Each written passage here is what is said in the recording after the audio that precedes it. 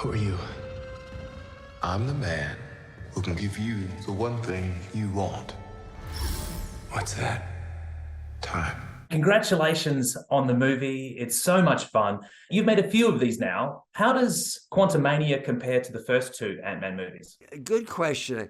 I think the first Ant-Man, looking back on it, had a simplicity and a probably stronger sense of humor than the next two. And I think this last one shows on a grander scale, and I know this is something that our director, Peyton wanted to accomplish, of the possible effects that you're capable of creating. And he felt that before, where Ant-Man may have been a little smaller on the production scale of Marvel films, by this third one, it's all out. And I think when you take a look at that quantum realm, both in terms of the action down there and the world they create, this really seductive, hallucinatory world, he was able to create something special. Yeah, well, it's not a stretch to say that this quantum realm in the film, which is where a lot of the movie is set, is probably the most imaginative environment that I've ever seen in a live action film. What was it like from your perspective in terms of the integration of CG effects and characters in costume, physical sets? What did it look like for you?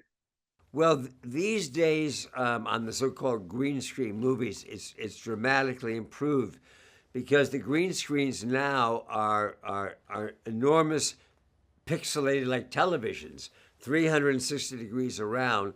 So depending on how far advanced the art direction is, you can actually see all of the effects.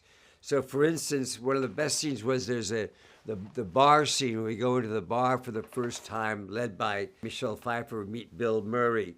And the combination of the characters that were created, many of which were actors holding sticks for where their eyes would be, way up here somewhere, and to show you where to look. And then on the screen, there's actually a spaceship.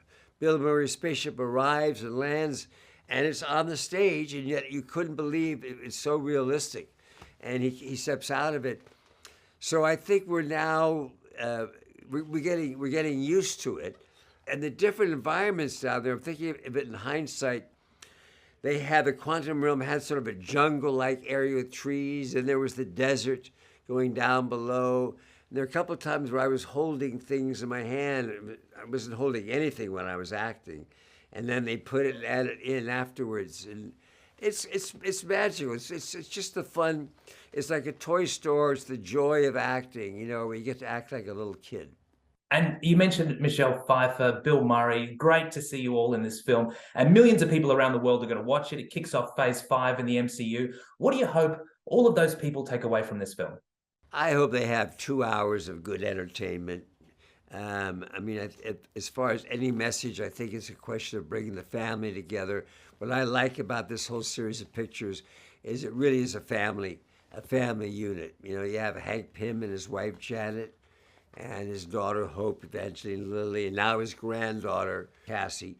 And they're all working together. Michael, thanks again for the chat today. It's been a pleasure to talk to you, and all the best promoting the film. Thank you so much. My pleasure.